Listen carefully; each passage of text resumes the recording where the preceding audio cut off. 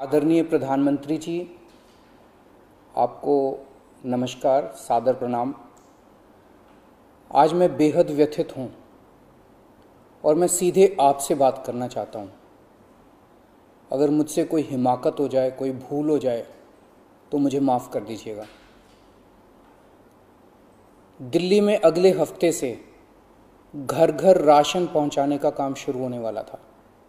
मतलब अब एक गरीब आदमी को राशन की दुकान पे धक्के नहीं खाने पड़ते, बल्कि सरकार बढ़िया तरीके से अच्छे राशन पैक करके उसके घर भिजवाती। सारी तैयारी हो चुकी थी, टेंडर हो चुके थे, सारी तैयारी हो चुकी थी। बस अगले हफ्ते से ये शुरू होने वाला था।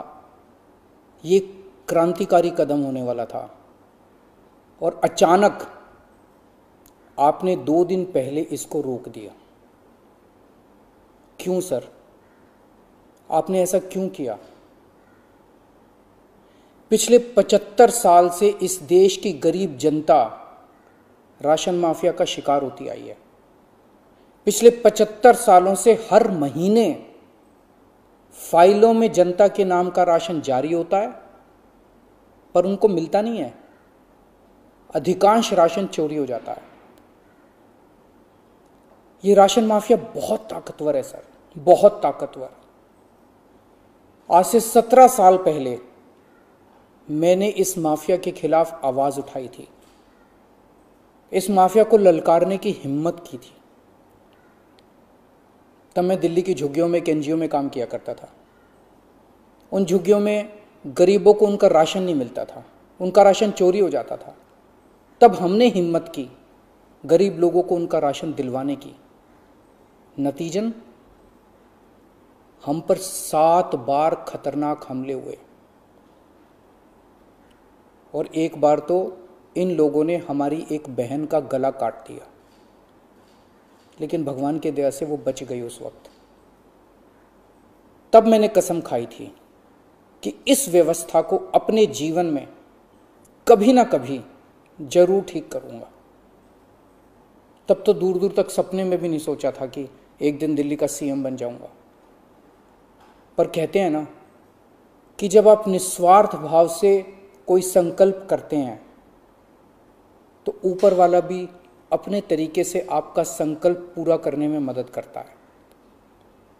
इस ब्रह्मांड की सारी शक्तियां आपकी मदद करती हैं। इस राशन माफिया के तार बहुत ऊपर तक हैं सर।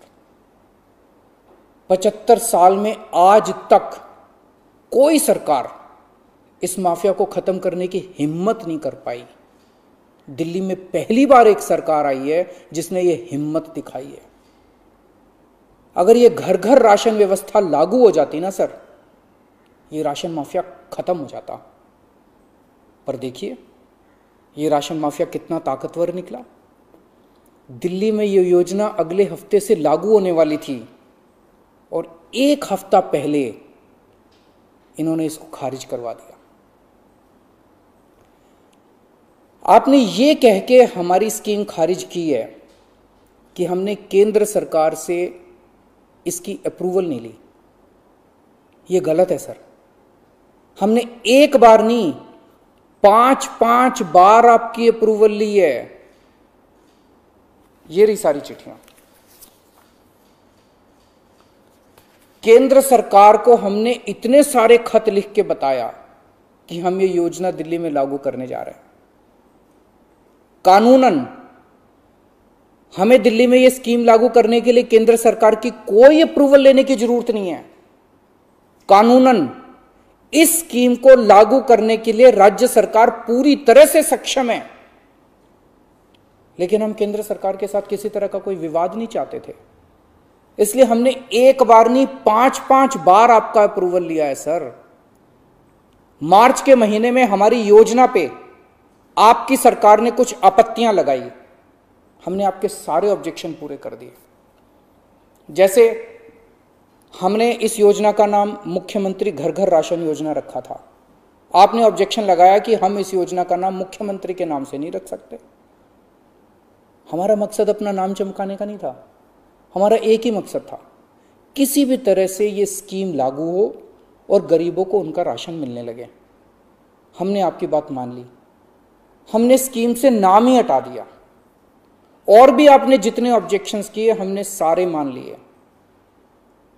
इस सब के बावजूद भी आप कहते हो हमने आपकी अप्रूवल नहीं ली। और कैसे अप्रूवल लेते हैं सर? अब और कैसे अप्रूवल लें? इस सब के बाद भी आपने ये स्कीम खारिज कर दी, क्यों सर? लोग पूछ रहे हैं, अगर इस देश में पिज्जा की होम डिलीवरी हो सकती है, बर्गर की होम डिलीवरी हो सकती है, स्मार्टफोन और कपड़ों की भी होम डिलीवरी हो सकती है, तो फिर गरीबों के घरों में राशन की होम डिलीवरी क्यों नहीं होनी चाहिए? सारा देश जानना चाहता है आपने ये स्कीम खारिज क्यों की सर? आपने ये भी लिखा है कि चूंकि राशन दुकानदारों ने दिल्ली हाई कोर्ट में इस योजना के खिलाफ केस कर रखा है, इसलिए ये स्कीम खारिज की जा रही है। इस बात पे आप स्कीम कैसे खारिज कर सकते हैं? ये राशन दुकानदार इस योजना के खिलाफ हाई कोर्ट से स्टे लेने गए थे। हाई कोर्ट ने इन्हें स्टे देने से मना कर दिया। जब हाई कोर्ट ने इन्हें स्टे नहीं दिया, तो आपने इस स्कीम पे स्टे कैसे लगा दिया? आपको इन राशन वालों से इतनी हमदर्दी क्यों है? अगर आप राशन माफिया के साथ खड़े होंगे सर, तो इस देश के गरीब लोगों के साथ कौन खड़ा होगा? दिल्ली के उन 70 लाख गरीब लोगों का क्या होगा जिनका हर महीने ये राशन माफिया राशन चोरी कर लेता है? उन 20 लाख गरीब परिवारों की कौन सुनेगा? और एक बात, उस हाईकोर्ट के केस में केंद्र सरकार भी पार्टी है। कोर्ट में केंद्र सरकार ने अपना जवाब दाखिल किया है। क्या कहा है कोर्ट में केंद्र सरकार ने? केंद्र सरकार ने कोर्ट में हमारी इस योजना के खिलाफ एक भी आपत्ति नहीं की है। जब कोर्ट में आपको हमारी योजना के खिलाफ कोई आपत्ति नहीं है, तो फिर कोर्ट के बाहर अब इस योजना को खारिज क्यों किया जा रहा है? यह कोरोना का बहुत कठिन समय है। मैं कई ऐसे लोगों को जानता हूं जो कोरोना होने के डर से राशन लेने नहीं जाते। राशन दुकान पे भीड़ लगती है, लोगों को लगता है कि अगर वो राशन लेने गए तो उन्हें कोरोना हो जाएगा। ये सब गरीब लोग हैं सर। इनमें कई लोग कोरोना काल में अपनी नौकरी खो चुके हैं, उनके घर में अब खाने को नहीं है। अगर हम उन्हें इनके घर तक राशन पहुंचाना चाहते थे, तो इसमें आपको क्यों आपत्ति है? कहा जा रहा है कि तीसरी लहर बच्चों पे भारी पड़ेगी। अगर उनके माता पिता को राशन दुकान पे भीड़ की वजह से कोरोना हो गया, तो उनके बच्चे भी तो फिर कोरोना ग्रसित हो जाएंगे। मुझे तो लगता है सर कि कोरोना काल में केवल दिल्ली ही नहीं बल्कि पूरे देश में घर घर राशन योजना तक या घर घर तक राशन पहुंचाने की इस योजना को लागू कर देना चाहिए।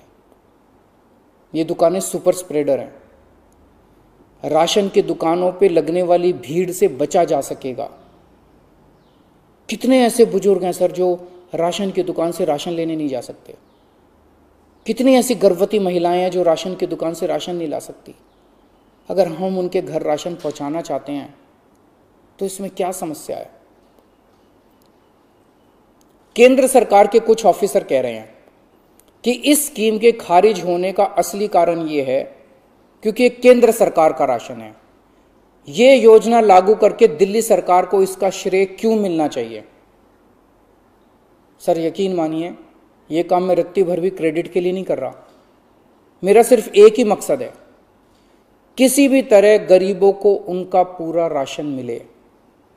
आप प्लीज मुझे यह लागू कर लेने दीजिए। सारा क्रेडिट आपका, सारा श्रेय आपका। मैं खुद सारी दुनिया से कहूंगा खड़ा होकर कि ये योजना मोदी जी ने लागू की है। और फिर ये राशन ना आपका है ना मेरा है। ये राशन ना आम आदमी पार्टी का है ना भाजपा का है। ये राशन तो इस देश के लोगों का है और इस राशन की चोरी रोकने की जिम्मेदारी हम दोनों की है।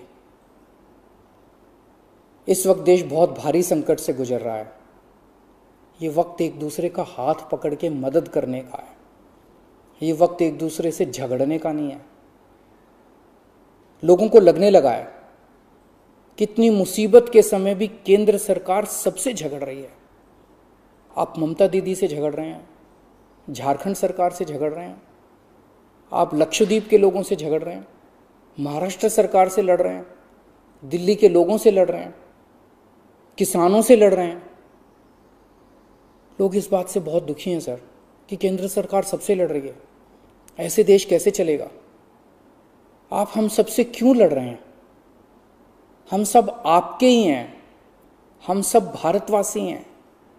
ऐसे में हम सब आपस में लड़ेंगे तो कोरोना से कैसे जीतेंगे? हमें आपस में नहीं लड़ना, हम सबको मिलके कोरोना से लड़ना है। कल सब लोग अखबारों की ये हेडलाइन पढ़ना चाहते हैं, मोदी जी ने दिल्ली सरकार के साथ मिलके दिल्ली के हर गरीब के घर राशन पहुंचाया। ये पढ़ना चाहते हैं लोग टीवी चैनलों पे ये ब्रेकिंग न्यूज़ देखना चाहते हैं कि मोदी जी और केजरीवाल ने मिलके दिल्ली के लोगों के, गरीब लोगों के घरों तक राशन पहुंचाया। लोग ये खबर पढ़ना चाहते हैं सर, लोग ये खबर सुनना चाहते हैं। लोग ये नहीं सुनना चाहते कि केंद्र सरकार ने फिर से दिल्ली सरकार से झगड़ा कर लिया, कि केंद्र सरकार ने फिर से दिल्ली सरकार की एक और अच्छी योजना पर रोक लगा दी। मैं हाथ जोड़ के दिल्ली के 70 लाख गरीब लोगों की ओर से आपसे विनती करता हूं, सर प्लीज इस योजना को मत रोकिए। ये राष्ट्रहित में है, इसे होने दीजिए।